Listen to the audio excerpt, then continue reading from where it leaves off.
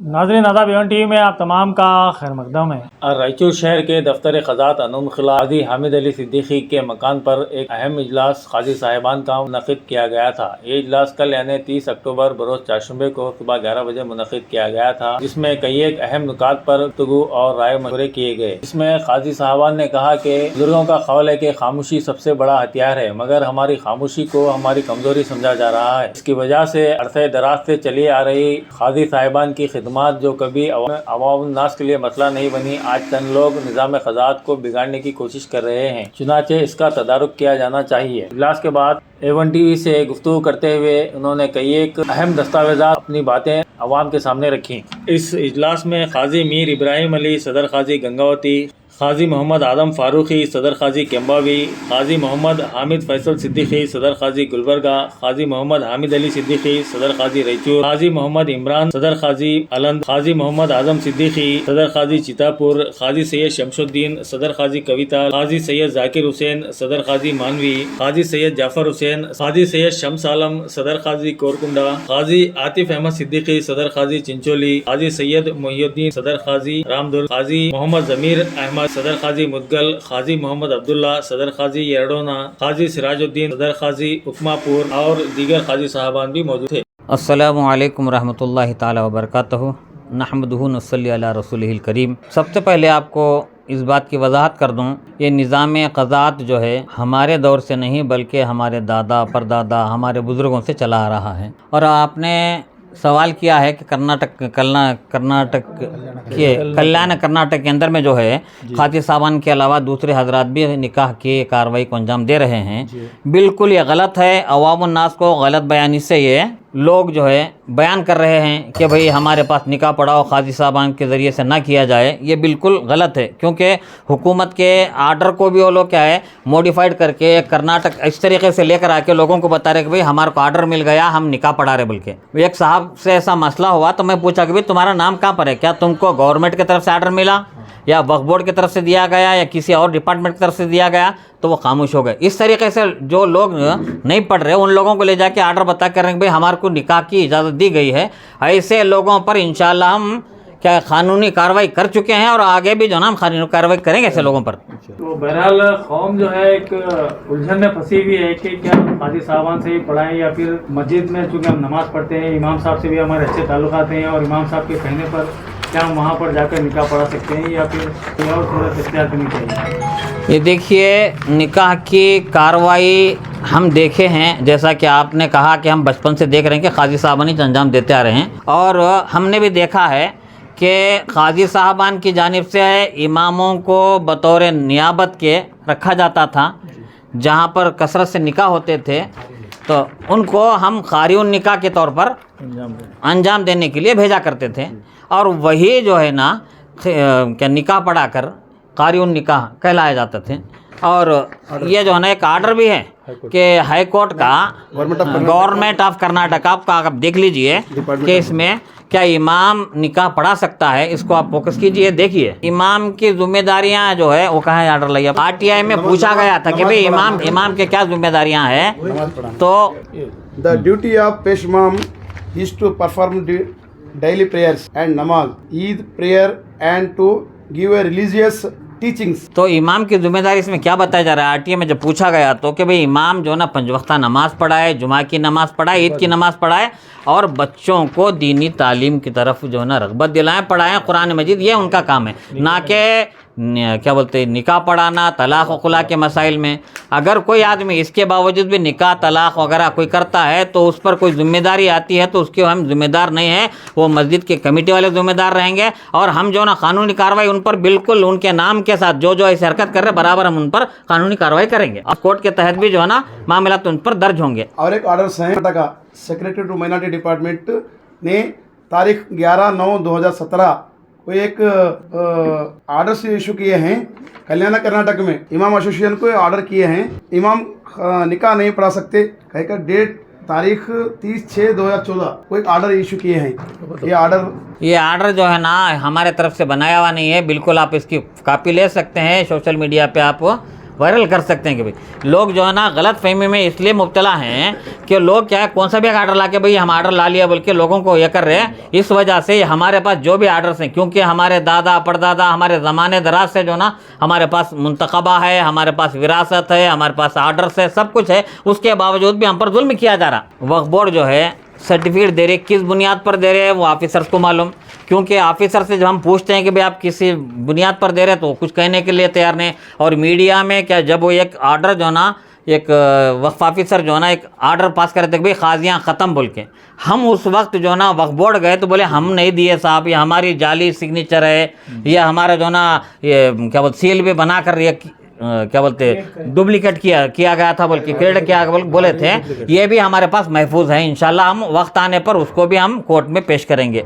अगर कोई जो ना वक्फ ऑफिसर ये कहता है कि भाई काजी साहबान ख़त्म है तो वो हमको बता दे किसी कानून के तहत, या गवर्नमेंट ऑफ कर्नाटका की तरफ से ख़त्म कर दिया गया है, वक्फ बोर्ड की तरफ से या और कोई डिपार्टमेंट की तरफ से, वो अगर हमारे को कोई आर्डर दे तो हम खुद अल्हम्दुलिल्लाह यहाँ से सलाम कहते हैं आपको। इसी तरह 2009 तारीख 24/7/2009 में एक माइनॉरिटी डिपार्टमेंट से एक सर्कुलर निकला था मैरिज सर्टिफिकेट के ताल्लुक से। उस ऑर्डर को हम चैलेंज करके Karnataka high court Gulbarga branch में चैलेंज करके उसको रद्द कराए हैं, डिसमिस कराए हैं। ये हाई कोर्ट के ऑर्डर्स हैं।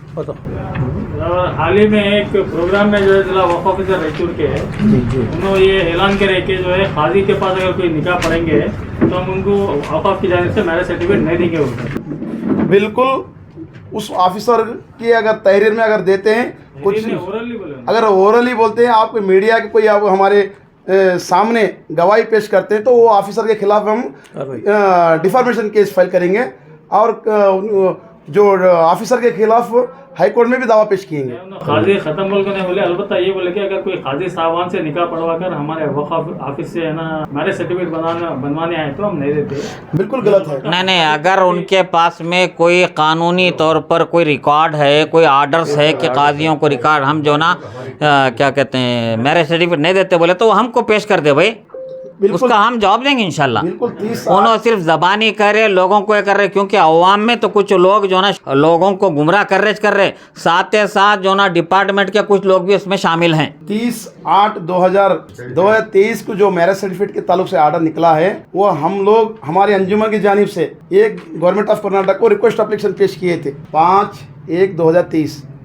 हमारी रिक्वेस्ट के मुताबिक गवर्नमेंट ऑफ कर्नाटका ने मैरिज सर्टिफिकेट का ऑर्डर इशू किया है और कंडीशन 2 को इंटरप्रिटेशन करके और उसके जो वो मीनिंग निकाल के अवाम में गुमराह कर रहे हैं। इसी तरह पार्ट 1 मैरिज सर्टिफिकेट का ऑर्डर्स में कुछ कमी पेशी थी, हम उसके खिलाफ में हमारे खाजी साहबान के खिलाफ में कुछ वजाहत करके कुछ कंटेंट थे, उसके तरमीम करने के लिए कंसर्न डिपार्टमेंट से हम राब्ता करके वो मॉडिफाई करने के लिए रिक्वेस्ट करने के बाद government of Karnataka minority department ने कर्नाटक वक्फ बोर्ड सीईओ को शोकाज नोटिस देकर और तारीख 14/8/2023 को फौरी ऑर्डर करके वो ऑर्डर को विड्रा करने के लिए डायरेक्शन दिए हैं। वो कर्नाटक स्टेट बोर्ड ऑफ वक्फ ने वो ऑर्डर को विड्रा करें। ये विड्रा का ऑर्डर है, देख लो, ये विड्रा का ऑर्डर है। हाल ही में बेंगलोर के एडवोकेट आलम बादशाह साहब जो है हाईकोर्ट में एक केस डाले थे, इसमें ना औकाफ को सर्टिफिकेट देने का कोई इख्तियार नहीं है, सिर्फ काजी सर्टिफिकेट दे सकता है। बिल्कुल सही है, बिल्कुल सही है। कर्नाटक वक्फ एक्ट 1995 में ऐसे कोई अख्तियारत नहीं है खाजात में मुदाखला करने के लिए, बिल्कुल दुरुस्त है, सही है। हिंदुस्तान में 2 सिस्टम हैं, 1975 रजिस्ट्रेशन एक्ट जिसके तहत जो मैरिज सब रजिस्टर को अख्तियारत हैं, जो सब रजिस्टर में जो मैरिज कर लेते हैं वो लोगों को अख्तियारत हैं। और एक सिस्टम है खाजी साहिबान के ज़रिए, जो खाजी साहिबान के ज़रिए निकाह कर रहे थे वो बिल्कुल खाजी साहिबान के पास इशू होता है। ये 2 सिस्टम के ज़रिए आज तक हिंदुस्तान में वो सिस्टम सुप्रीम कोर्ट भी एक्सेप्ट किया है, मगर आज कुछ लोग थर्ड सिस्टम को अडॉप्ट करना चाह रहे हैं, वो बिल्कुल गलत है। 2013 तक जब तक खाजी एक्ट 1880 था तब तक हम खाजी एक्ट के तहत निकाह खजात का अंजाम दे रहे थे। खजात एक्ट रिपील के बाद repeal act 2013 section 4 sub section 1 and 3 के तहत खजात काम हम अंजाम दे रहे हैं। और Karnataka general clauses act 1899 section 6 के तहत हम खजात काम अंजाम दे रहे हैं। देखिए, हम खाजी साहिबान हैं, सब्र करने वाले में से एक हैं।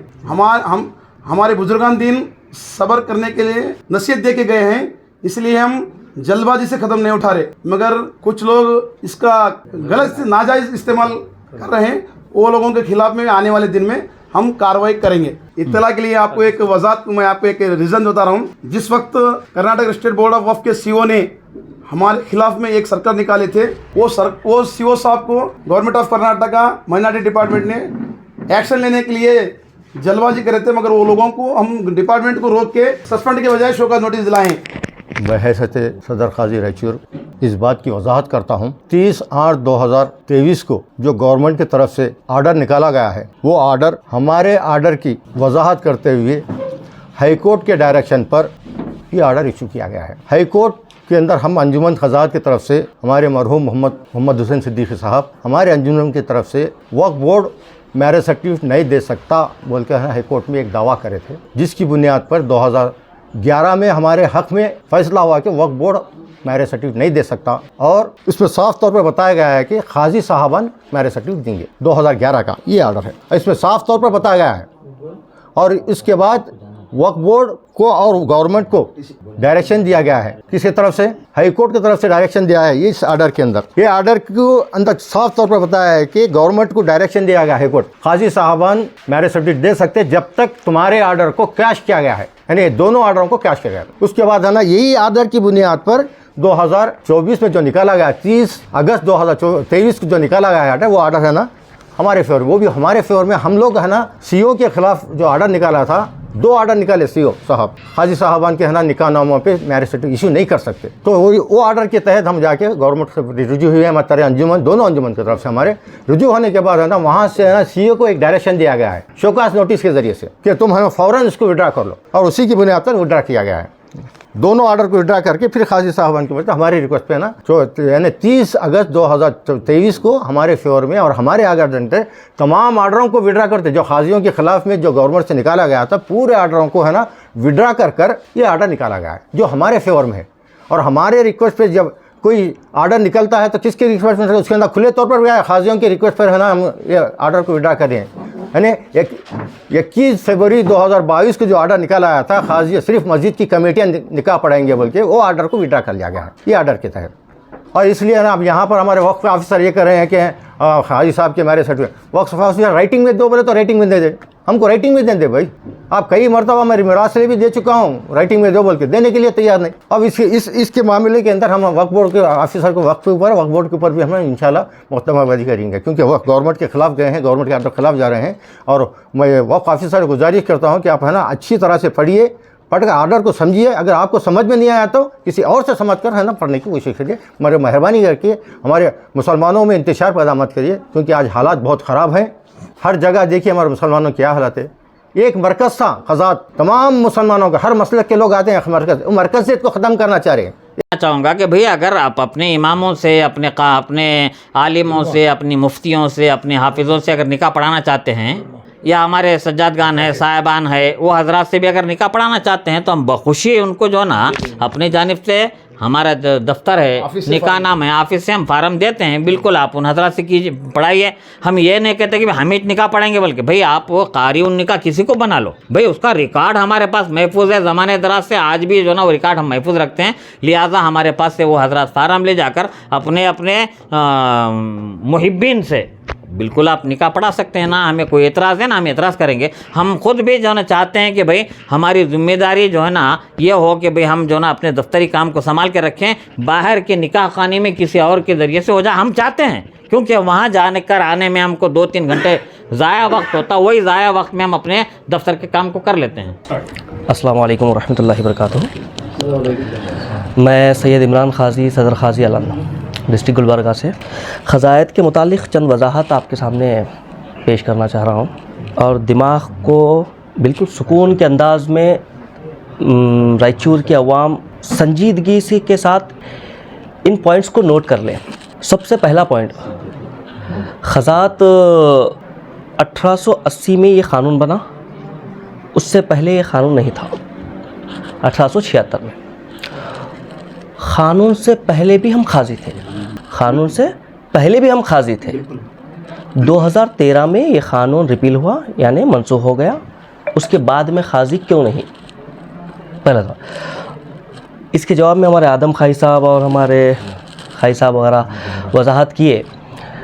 1880 जब क़ानून रिपील हुआ उसमें कुछ क्लॉज को सेव रखे हुए थे, जिसको सेविंग क्लॉज के नाम से मशहूर है, जिसमें 413 क्लॉज जो है उसमें वाज़ह लिखा गया है। ये जो क्लॉज कह रहा है पिछले सालों से जो चलता हुआ आया है, ट्रेडिशनल जो चलता हुआ आया है, जो पुराने तरीक़ों पर जो चलता हुआ आ रहा है उस पर अमल करें।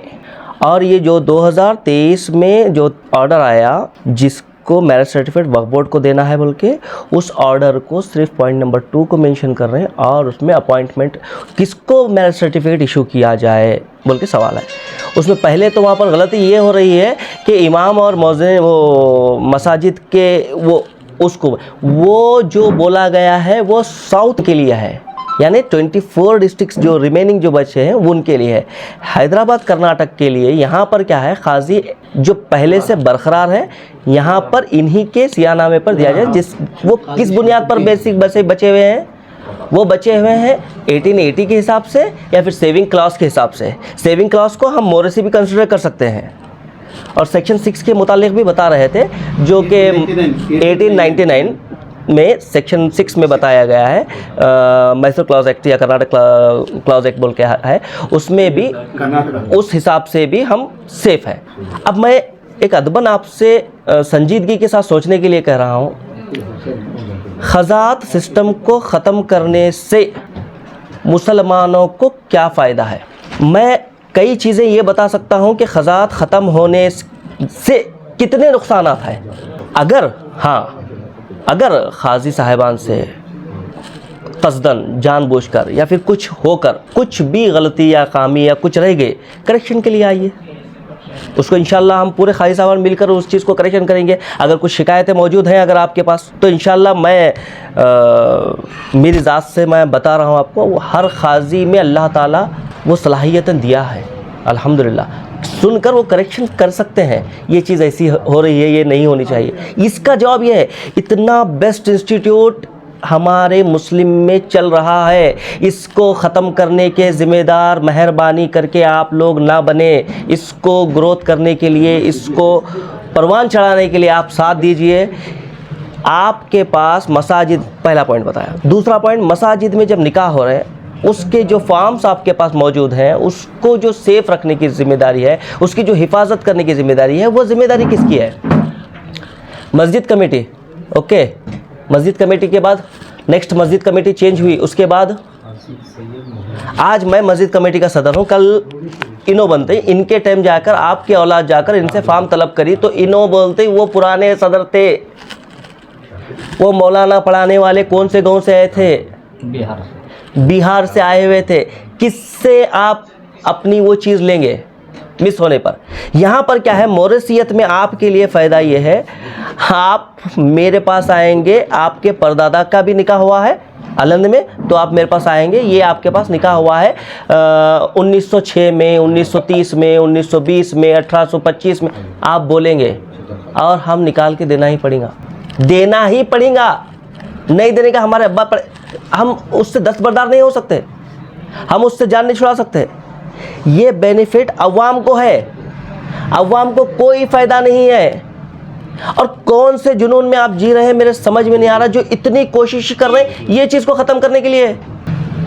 अरे भाई, ज़ाती इख्तलाफात को अपनी जगह अलग रखिए, बराए मेहरबानी। मैं मुखालिफिन से भी बिल्कुल अदबाना गुजारिश कर रहा हूँ, इस चीज़ को कायम रखिए। बहुत बेहतरीन इंस्टीट्यूट आज तक हैदराबाद कर्नाटक में कायम रहा है, आप मेहरबानी करके इसमें मदाखलत मत कीजिए।